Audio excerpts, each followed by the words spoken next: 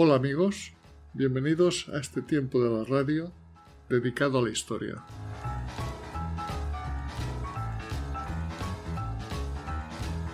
Todo empezó el 8 de julio de 1994, cuando la arqueóloga Aurora Martín Nájera se topó con dos dientes en el nivel 6 de la excavación que se estaba haciendo en lo que los arqueólogos pusieron en su momento el nombre de Gran Dolino. Tras un primer análisis por parte de los directores del yacimiento, no cabían dudas. Eran dientes humanos, pero unos dientes que presentaban unas características que no cuadraban con los esquemas que sobre la expansión de la especie de lomo se conocían. Y aquí empieza un largo camino y cambió el esquema que hasta ese momento se tenía sobre la evolución del hombre. Empecemos esta interesante historia.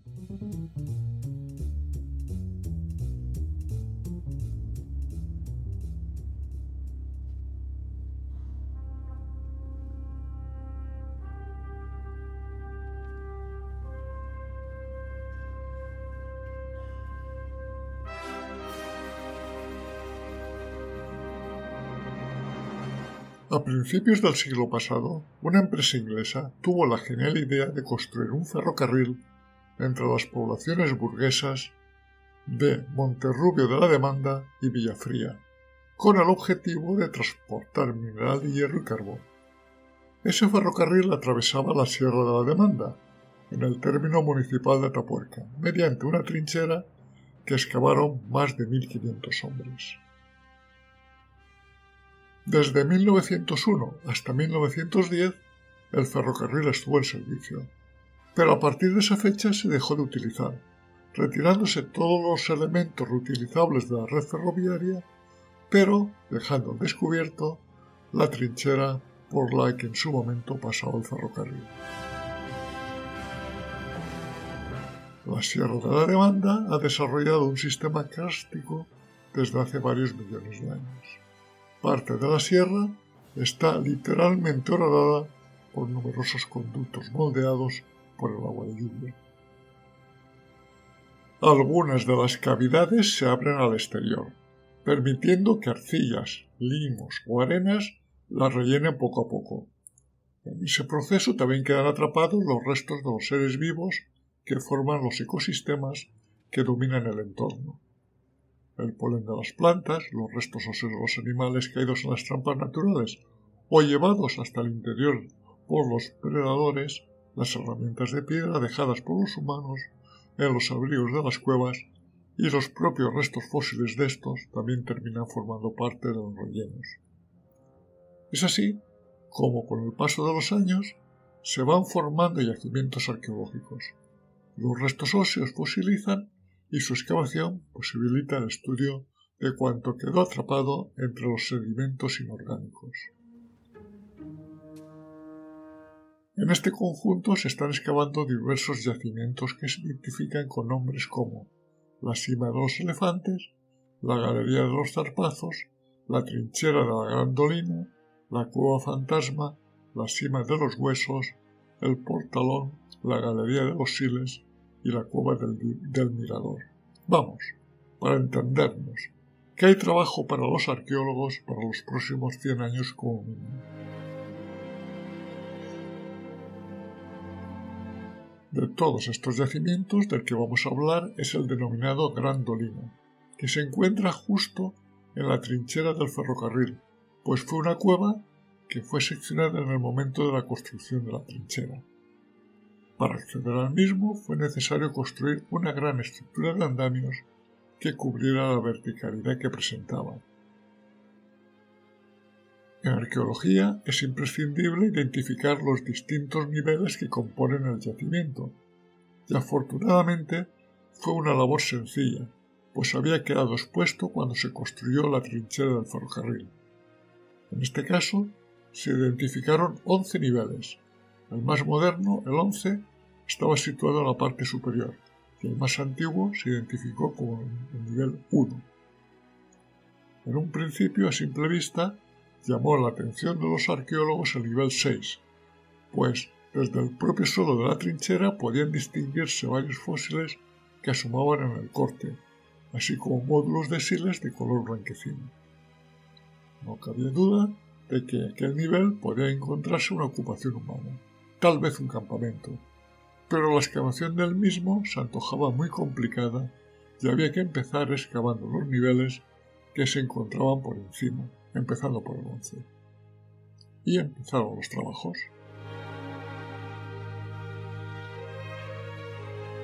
Como se preveía, el nivel 11 apenas tenía información porque prácticamente estaba en contacto con el techo de la cueva, avanzando rápidamente en su excavación. En el nivel 10 se encontró la transición entre la tecnología Achelense y la que realizaron los neandertales, hace aproximadamente unos 300.000 años. Los niveles 9 y 8 apenas tenían espesor, por lo que rápidamente se empezó a excavar el nivel 7, en donde encontramos una estructura muy diferente a las anteriores, formada por unas arenas muy compactadas que se extraían con cierta facilidad. El análisis paleogeólogo de los distintos niveles determinó que los que estaban por encima del nivel 7 tenían magnetismo remanente positivo y el 7 ya presentaba magnetismo remanente negativo, y en consecuencia los paleogeólogos determinaron que en el nivel 7 se produjo el fenómeno conocido como la inversión Matuyama, que está perfectamente datada con una antigüedad de 780.000 años. Vamos, en Román Paladino, todos los niveles por debajo del 7 tienen una antigüedad de más de 780.000 años, que es realmente a lo que en principio nos ocupa para determinar la antigüedad de los restos del nivel 6.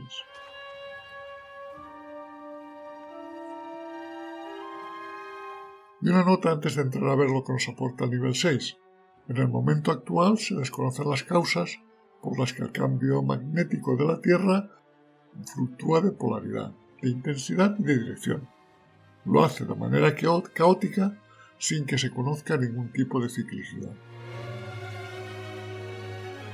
Además de la inversión de Matuyama, descrita en el nivel 7, en el nivel 4 de la Grandolina encontramos la inversión denominada Jaramillo, con una antigüedad de entre 900.000 y 1.070.000 años. De esta forma, conocemos que los niveles 6 y 5 de la Grandolina presentan una antigüedad mínima de 780.000 años y una máxima de 1.070.000 años.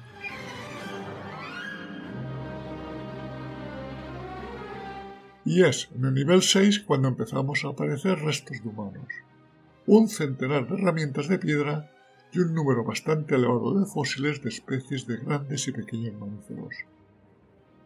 En total se han hallado 36 restos humanos, entre dientes aislados, fragmentos de neurocráneo, cráneo facial y mandíbula, así como diferentes restos de esqueletos postcraneal, entre los que destacan 2 húmeros, 2 escápulas, varias costillas, vértebras y unos 25 huesos de pies y manos.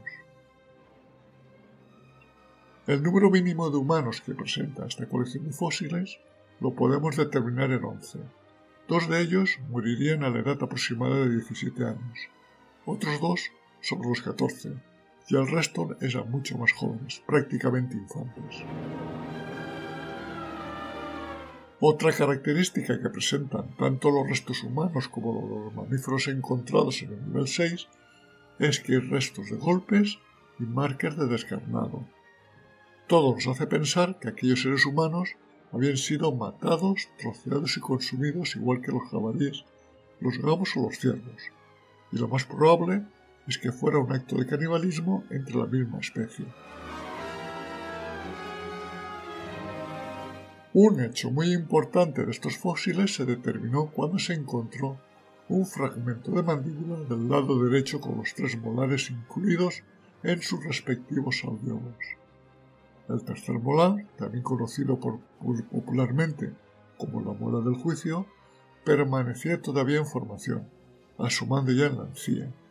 También se detectaron un buen número de dientes aislados relacionados con esa mandíbula y un fragmento muy pequeño de maxilar. Todos estos fósiles deberían haber pertenecido a un joven de unos 14 años, de acuerdo con los estándares de la población humana actuales.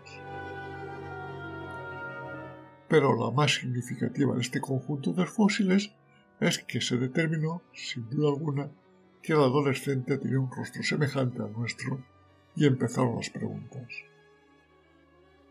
¿Cómo era posible que un maxilar de hace 800.000 años fuera tan parecido al del Homo sapiens? Aquella revelación colisionaba de frente con lo que podría esperarse para un humano de esa antigüedad.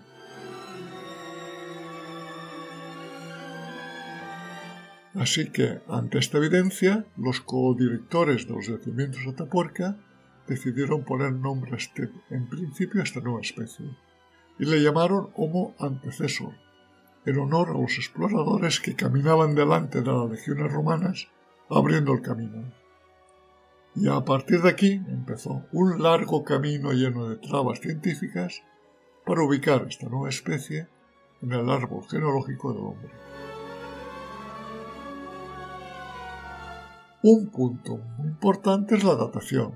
Cuando se descubrió el Homo antecessor, era el humano más antiguo de Europa, pues se halló entre los dos cambios de polaridad magnética. En el tramo superior estaba la inversión matuyana y en el índice inferior estaba la inversión jabalillo. Pero había que afinar más, eso era poco.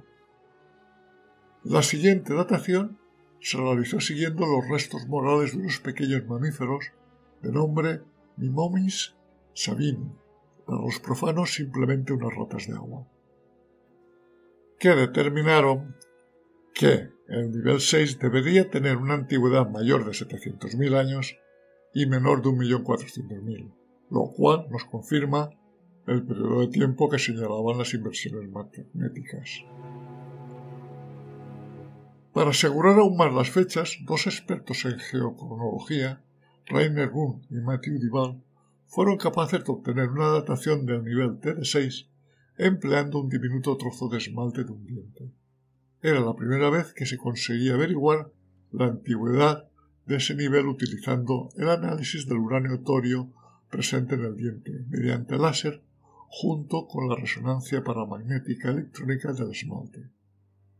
Los resultados confirmaron que la especie Homo antecessor vivió en la Sierra de Atapuerca hace entre 800.000 y 900.000 años. En cuanto al clima, estamos en los últimos años de la glaciación Guth, que se inició hace 1,1 millones de años y duró hasta hace 760.000. Esta glaciación está considerada como la primera del Cuaternario. Eso no quiere decir que el entorno de Atapuerca estuviera cubierto de hielo, ya que éste no pasó de las Islas Británicas. Dentro de las glaciaciones hay periodos más fríos que se denominan estadiales y otros más cálidos que se denominan interestadiales. En concreto, en el nivel 6 de la Gran Dolina, en donde se encontraron los dientes primeros, estábamos en un nivel interestadial, denominado por los geólogos con el nombre de interestadial MIS 21. En concreto, este interestadial debió durar aproximadamente unos 10.000 años. El clima, nunca extremo, seguía oscilando entre periodos cálidos y fríos. Al principio del periodo de formación del nivel 6 era seco, para ir cambiando a un clima más templado y húmedo. Los árboles predominantes eran las encinas, los robles, los pinos, las hayas, los abedules y los olivos. Entre las marchas boscosas había claros con vegetación de pradera, hierbas y arbustos como brezos. En cuanto a la fauna, me rodeaban por la zona los osos, caballos, hienas, linces, elefantes, jabalíes, corzos y varias especies de ciervos. Así que ya tenemos a nuestro Homo antecessor dando vueltas por la Sierra de Atapuerca, pero nos falta saber cómo era físicamente. Veamos qué nos dicen los antropólogos analizando los restos encontrados. En su constitución física presentaba una mezcla de rasgos arcaicos y modernos. Tenía una capacidad craneal de 1.000 centímetros cúbicos, cejas abultadas con doble arco, y una altura que oscilaba entre unos 60 y unos 70 metros. Su mandíbula era delgada y sus dientes pequeños, y presentaba un proceso de desarrollo muy parecido al nuestro con la niñez y la adolescencia prolongadas. Podemos resumir diciendo que eran unos tipos impresionantes de tronco ancho, con envergadura potente, con mucho pelo para protegerse del frío y masa corporal muy grasienta. Para su alimentación eran cazadores, recolectores y carroñeros. Les gustaban sobre todo los potros y los ciervos jóvenes de caza fácil, que degustaban con frecuencia. Tanto para cazar como para arrancar las carnes usaban herramientas fabricadas de piedras de la zona, en especial los grandes cantos rodados del río Arlanzón, que usaban como martillos para tallar o para partir los huesos. Su tecnología era muy primitiva, conocida como modo 1, usando sobre todo lascas, que apenas retocaban, y cuando necesitaban un filo contundente, tallaban un canto rodado por un solo lado. Completaba su dieta con bayas, raíces y todo tipo de frutos y granos de las plantas que la rodeaban, no encontrándose pruebas del uso del fuego, y esto en principio nos puede parecer una anomalía, pues hasta ahora la ciencia daba por cierto que el hombre hace más de 1 millón de años posiblemente no sabría generar y controlar el fuego en el sentido de encenderlo, pero sí se daba por hecho de que lo usaba. Así que encontramos al Homo antecesor hace unos 850.000 años, más o menos, campando a sus anchas por tierras ibéricas. La siguiente pregunta es, ¿en qué lugar ponemos a esta especie en el árbol genealógico del hombre actual? Si nos fijamos en los 49 rasgos anatómicos identificados del Homo antecesor, el 15% son compartidos con los neandertales y sus ancestros. El 7% son compartidos con los neandertales y con los humanos, y otro 7% solo son compartidos con nuestra especie. Esto me lleva a pensar que el ancestro común del Homo sapiens y del Homo neandertal no debe ser muy diferente al Homo antecesor de la Grandolina, pero esto es pura estadística, habría que buscar más certezas.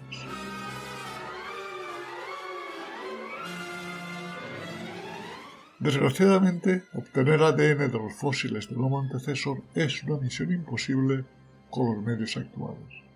Pero hace poco más de 10 años se abrió una nueva línea de investigación que tomaba como base el estudio de las proteínas.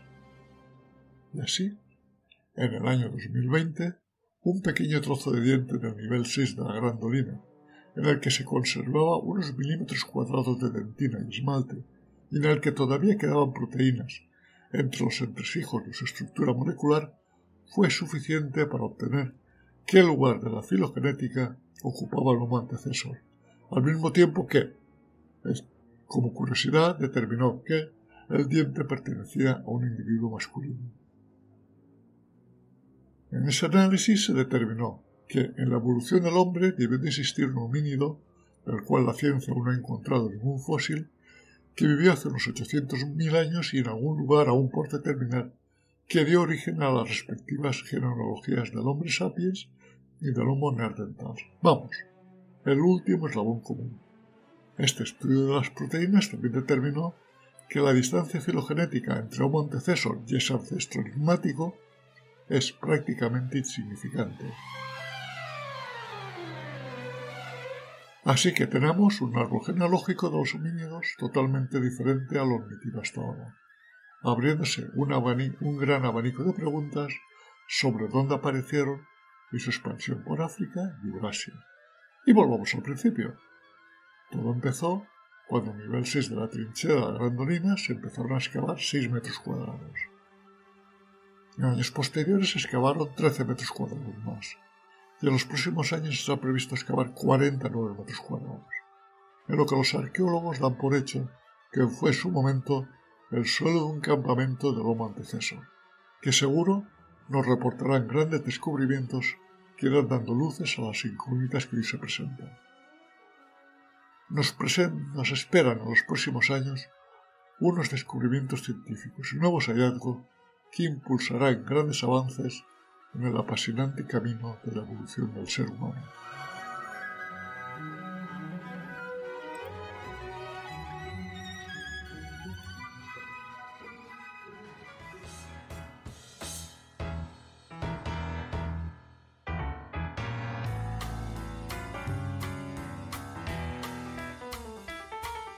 Si estás interesado en otros temas de historia, nos puedes seguir en YouTube en mi canal Desde mi Retiro y en iVoox, Spotify y Google Podcast en el canal Un poco de Historia.